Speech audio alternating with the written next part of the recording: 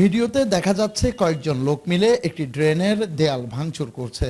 গত 24 মে নরমাল নাহিম নামের এক ব্যক্তির ফেসবুক পেজে এই ভিডিও দেখা যায়। সেই ভিডিওতে তিনি লিখেছেন, আমার পারিবারিক জায়গায় আমরা ড্রেনের সংস্কার কাজ করেছি। এছাড়া তিনি একজনের নাম উল্লেখ করে ওয়ালগুলো ভেঙে 3 লক্ষাধিক টাকার ক্ষয়ক্ষতি করেছে বলেও ভিডিওতে উল্লেখ করেন এবং ভিডিওর মাধ্যমে তিনি আইনের কাছে সঠিক বিচার দাবি করেন। এরপরেই ভিডিওটি ছড়িয়ে পড়লে তা আমাদের নজরে আসে।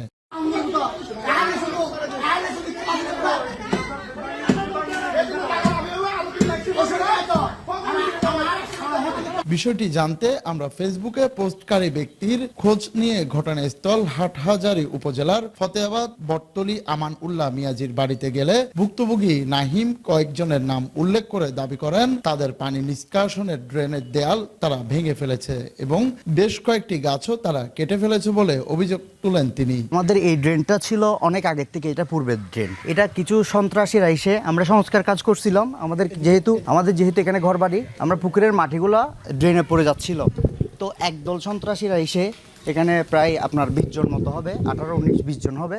ওরা এসে আমাদের এখানে এই যে কলা গাছ, তারপর আম গাছ, লেবু, বিভিন্ন জাতের গাছ ছিল, সবগুলা ভেঙে তছনছ করে দিছে এবং আমাদেরকে বিভিন্নভাবে হুমকি দিয়ে যাচ্ছে। তো এখানে আগেও অনেক সন্ত্রাসী কর্মকাণ্ড করছিল, অনেক কিছু ভাঙচুর করছিল। আর আমাদের কাছে যে ওরা অন্যায় কাজ করছে এগুলার সবগুলাই ফুটেজ আছে, ভিডিও আছে। এখানে যে এসে আমাদের ঘরে এসে, ওদের ঘর ওইখানে, আমাদের ঘরে এসে যে ভাঙচুর করছে, আমাদের সব ধরনের ডকুমেন্টস আছে। উদ্দেশ্য হচ্ছে এটা প্রভাব খাটাইছে, মানে আমাদের একটা জবরদস্তি আর কি, মানে আমাদেরকে হ্যারাস করার জন্য। এটা তো অনেক আগের থেকে করতেছে, বাকি সেবার একটু ভিডিও করছিল। এটার জন্য আমরা আইনের কাছে একটা অভিযোগ করছি, থানায় একটা অভিযোগ করা হয়েছে। তার বক্তব্যে অভিযুক্ত পার্শ্ববর্তী প্রতিবেশী মহিনুদ্দিনের কাছে এ বিষয়ে জানতে চাইলে তিনি ঘটনাটি অস্বীকার করে বিষয়টিকে জায়গা জমির বিরোধ বলে দায় সারেন। এদের সীমানায়, এদের যেটা সীমা আছে ওখানে করুক, আমাদের কোনো আপত্তি নাই, কিন্তু আমাদের সীমানা এরা আসবে কেন? এরা এখন এখানে 115 ফিট আছে, এরা পাবে 90 ফিট। এরা অলরেডি এখন 15 ফিট বেশি আছে এখানে। আমাদের সম্পূর্ণ পুকুর পাড়ে গিয়ে এরা খাইতে দখল করছে। এরা বিরোধটা হচ্ছে সীমানা নিয়ে। এ সময় নিজেদের দোষ ঢাকতে বিষয়টিকে হযবরল করার চেষ্টায় সালাউদ্দিন নামে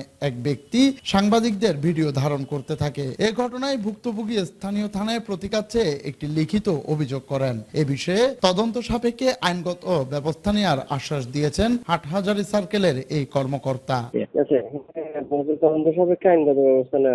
আইনি প্রক্রিয়ার মাধ্যমে এ বিষয়ে দ্রুত কার্যকর ব্যবস্থা নেওয়ার দাবি সংশ্লিষ্টদের। জুনায়েদ হাসান, সময় নিউজ, চট্টগ্রাম।